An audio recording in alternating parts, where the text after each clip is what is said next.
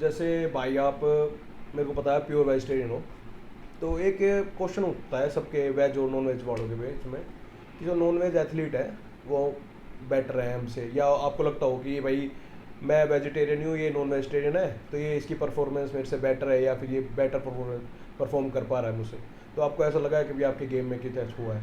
ऐसा कुछ नहीं है यार। तो मैं अपने गेम की कहूँगा, मैं बॉडी बिल्डिंग के बारे में नहीं बोलूँगा। मेरे गेम में मुझे नहीं लगता कि आप वेज और नॉन वेज में कुछ डिफरेंस है कुछ। भाई हमने गोल्ड मेडल भी लिए हैं, हमने रेलवे में जॉब भी ली है, वहाँ पे भी ट्रायल में गोल्ड मेडल लिया है।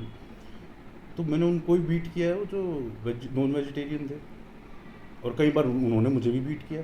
तो ऐसा कुछ नहीं है। आपको प्योर वेजिटेरियन डाइट में भी प्रोटीन सोर्स बहुत है यार। आप मशरूम ले लो, आप ब्रोकली ले लो, पनीर ले लो, बहुत चीज़ें हैं यार।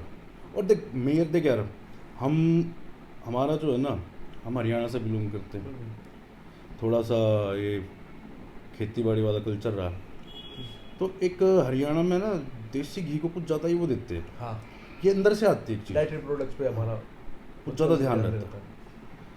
तो मतलब एक कहावत है, कहते हैं eat the shit and feel good about it. मैं देसी घी अगर मैं पी लेता हूँ ना थोड़ा सा, मुझे ऐसा लगता है पता नहीं क्या कर लिया तू बस जान अलग सी आती फील होती है अंदर। मैं तो भाई अपने गेम में, मैं अपना पर्सनल एक्सपीरियंस बता रहा हूँ, मैं किसी को वो नहीं कह रहा कि भाई करो मत करो, मैं नहीं कह रहा, पर्सनल एक्सपीरियंस है मेरा। देसी घी घर का बना हुआ सबसे बेस्ट है आपको पावर के गेम के लिए, क्योंकि आप अगर इसके बारे में पढ़ेंगे तो देसी घी आपके नेचुरल टेस्टोस्टेरोन को बहुत बूस्ट करता है। गेम में टेस्टोस्टेरोन बूस्ट कर खेलो।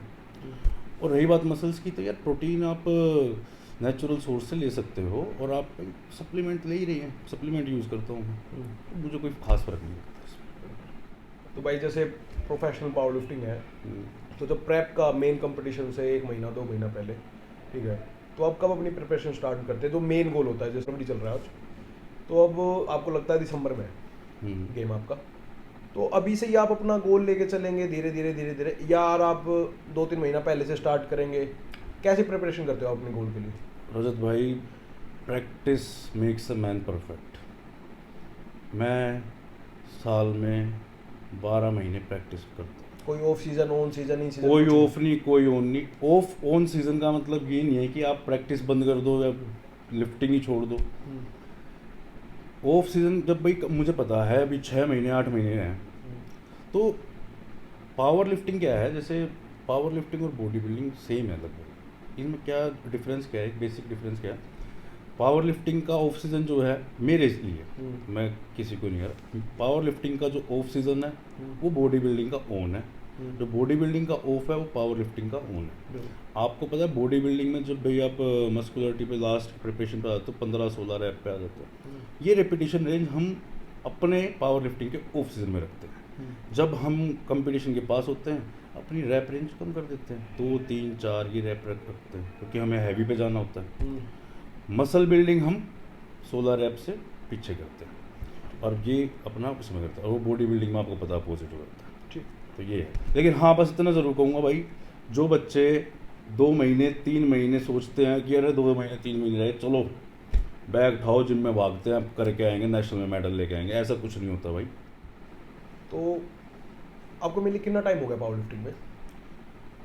भाई रजत भाई, मैं सन 2009 से स्टार्ट करी थी 12th क्लास के बाद। ओके, तो 2009 से लेके अब तक काफ़ी बार ऐसा हुआ होगा, इंजरीज भी आई होंगी, उनको रिहैब भी करा होगा, तो अब जैसे जो इंजरी लास्ट टाइम आपको होगी, आप ट्राई करोगे कि नेक्स्ट टाइम वो ना हो, तो आप उनसे कैसे बचें? जो न्यू है या न्यू कमर्स हैं जो जस्ट अभी आई रहे, वो इंजरी से कैसे बचें?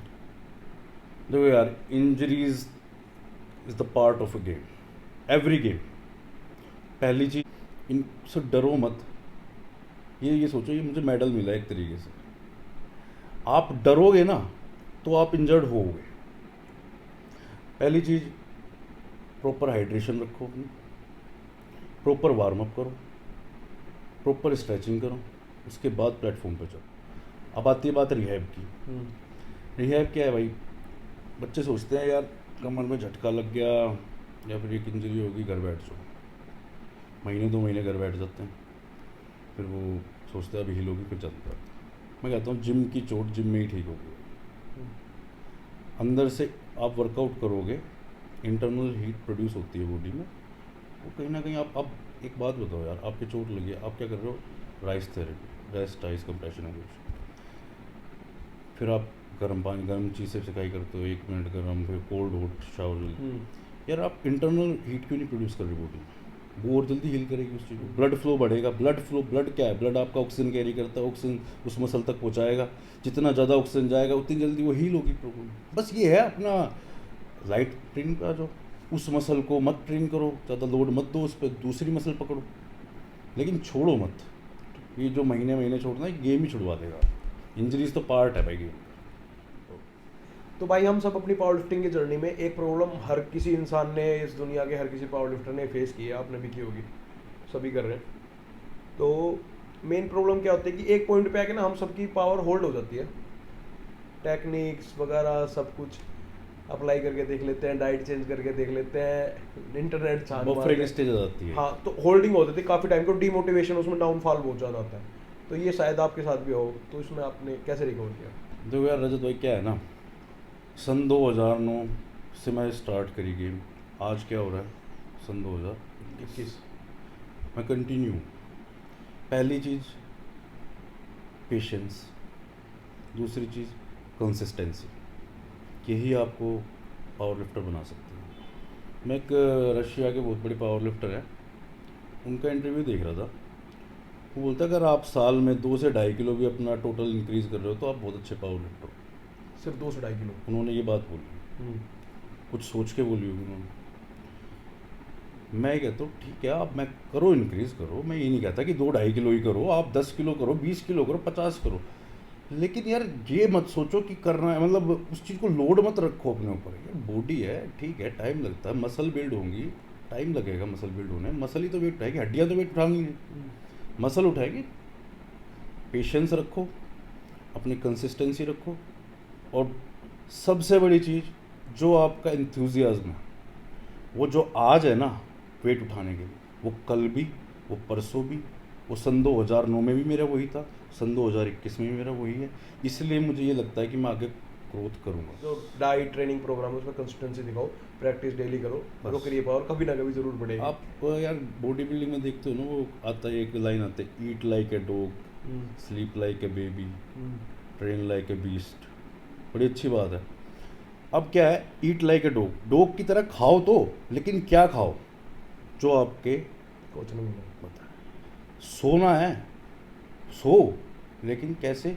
जैसे गुरुजी ने जो टाइम टेबल दिया है सोने का। हाँ, वर्कआउट करो, करो ऐसे जैसे वो बता रहे हैं, और ये सोच के करना है कि यही है तरीका मेरी पावर बढ़ाने का, तो ये होगा सब कुछ, अदरवाइज। तो आपको क्या लगता है जो करंट सिचुएशन चल रही है फिटनेस इंडस्ट्री में, किसी भी गेम में लगा लो, आयरन गेम जैसा आप कहते हो, power lifting, body building, weight lifting में, आपको क्या लगता है जो न्यू कमर्स हैं उनको आप क्या एडवाइस देना चाहेंगे? बस भाई, न्यू कमर्स को तो मैं कोई एडवाइस नहीं देता।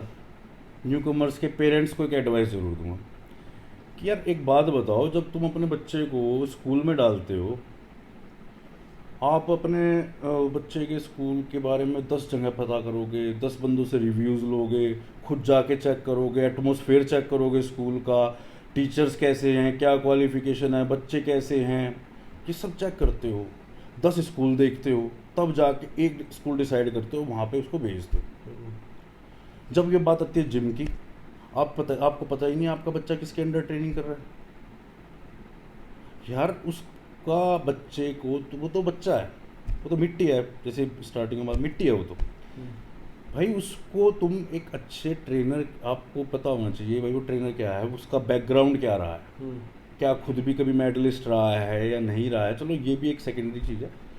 क्वालिफिकेशन क्या है उसकी, कोई सर्टिफिकेशन है उसके पास या नहीं है, क्या है वो क्या नहीं, तुम उसके पास भेज रहे हो, उसकी लाइफ की बात होती है रजत भाई। आप सप्लीमेंटेशन दे रहे हो किसी को, आप मेडिसिन दे रहे हो, किस हक से दे रहे हो यार? तुम्हें क्या है, तुम्हारे पास क्या है? वो तुमने कुछ तो हो, तुम कुछ अचीव किया हो तो बात है, भेज देते हैं। अब इस चक्कर में क्या हो रहा है, सप्लीमेंट का अब्यूज़ हो रहा है, सप्लीमेंट का अब्यूज़ हो रहा है, मेडिसिन अब्यूज़ हो रहा है, बच्चे एडिक्ट होते जा रहे हैं कुछ मेडिसिन के। यार हद होगी। मतलब मैंने जब, मुझे कई बार इस पे क्या नाम है, इंस्टाग्राम पे मैसेज भी आते हैं कि भैया ऐसे ऐसे हो रहा है, मुझे ये मेडिसिन है, ये छूटती नहीं, क्या करूँ मैं, क्या करूँ? मैं कहा पहले ही जिस जिम में जाते हो वो छोड़ दो। अच्छा। क्योंकि वहीं से तो मिली है ना तुम्हें चीज़, उसको छोड़ दो और जिम ही छोड़ दो। उसके बाद कुछ 2 महीने 3 महीने बाद देखो। यार मैं कोई डॉक्टर तो हूँ नहीं कि भाई मैं आपका एडिक्शन छुड़वा सकता हूँ। मैं तो एक बात बता रहा हूँ कि भाई जो चीज़ तुम्हें एडिक्ट करा रही है, तुम्हें क्या है, जिम करा रहा है तो छोड़ो उसको भाई। मैं उनको कोई एडवाइस नहीं था, बस मैं ये कहता हूँ भाई बच के रहो।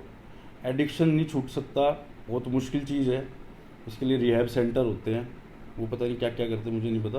बट आप किसी चीज़ के एडिक्ट मत हो, ढंग के कोच के पास जाओ, अच्छा गुरु देखो। हर किसी को, मैं ये बच्चे को ब्लेम नहीं कर रहा, ना मैं गुरुओं को ब्लेम कर रहा, हर तरह का इंसान है। आप सोशल मीडिया खोल लो भी, इंस्टाग्राम पे देखो, आपको एक से एक बड़े बड़े गुरु मिलेंगे, जिनके हिसाब से तो उनसे बड़ा कोई गुरु है ही नहीं दुनिया में, और ख़ासकर इंडिया में। जब आप उनसे क्वालिफ़िकेशन पूछो, नील। यार मेरे साथ है एक लड़का सुमित यादव, 8-9 साल छोटा है बच्चा, जूनियर है मेरे से। बंदे के पास 4 से 5 लाख रुपए की बुक्स हैं पावर लिफ्टिंग के ऊपर, वो पढ़ता है उनको, वो मुझे भी बताता है कई बातें, अच्छा लगता है सीखने। तो भाई एजुकेट योरसेल्फ। अगर आपको गेम अच्छा करना है, एजुकेट करो अपने आप को, तभी आगे बढ़ोगे। और अच्छा गुरु रखो।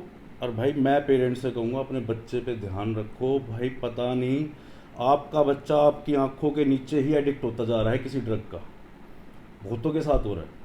तो प्लीज़ इन सब चीज़ों से दूर रहो, यही कहूँगा मैं तो। और आजकल एक ट्रेंड चलता है, कोई भी एक ट्रेंड चला देता है, हैशटैग फलाना ट्रेंड, ईगो लिफ्टिंग के ऊपर। अच्छा, ईगो लिफ्टिंग, ठीक है। ये ईगो लिफ्टिंग का क्या है ना, देखो रजत भाई, मैंने वही बात आती है, पेशेंस नहीं है बच्चों में। यार एक बात बताओ, मैंने 380 की स्क्वाट लगाई है, सन 2009 से करता आ रहा हूँ मैं, अब जाके लगाई है। यार एक बात बताओ, क्या मैं सन 2010 में या सन 2009 में 380 कमर पर रख सकता था? टूट जाती कमर, या वेट नहीं था क्या मेरे पास? सब कुछ था, 1000-2000 किलो वेट है मुकेश भाई साहब के पास, रख सकता था मैं तो, लेकिन कभी नहीं रखा। थोड़ा पेशेंस रखो भाई। इस ईगो लिफ्टिंग के चक्कर में आप अपनी बैक को ख़त्म कर रहे हो। 50 तरह की इंजरीज होती हैं। और यार ये जिम में ना ईगो लिफ्टिंग नहीं होती, लिफ्टिंग है कि एक पूजा की तरह है, पूजा करो, भगवान की पूजा करते हैं उस तरह से होती है, पेशेंस के साथ, फोकस के साथ। ईगो लिफ्टिंग क्या है? ईगो लिफ्टिंग क्या है? कुछ भी नहीं है, वो तो बिल्कुल बेकार है, नहीं करनी चाहिए। मैं तो यार बच्चों की लाइफ ख़राब हो रही है इससे। बहुत सारे बच्चों के गेम खत्म होते देखे हैं रजत भाई मैंने, इस ईगो लिफ्टिंग के चक्कर। ओढ़ ओढ़ में ठा रहे हैं वेट, फिर कमर बोल गई, फिर उन्हें हुआ भाई हम तो छोड़ रहे हैं, रिटायरमेंट। मतलब मेंटली इतनी वीक है ना यार। स्पोर्ट्समैन तो फाइटर होता है, लेकिन फाइटिंग विद पेशेंस बहुत ज़रूरी है। शेर को देखा यार, शेर शिकार करता है ना तो वो शांत होकर शिकार करता है, दहाड़ता हुआ नहीं जाता शिकार करने के लिए, वो भी पेशेंस के साथ ही तो शिकार कर पाता है ना। तो वही चीज़ है, आपको पेशेंस रखना पड़ेगा।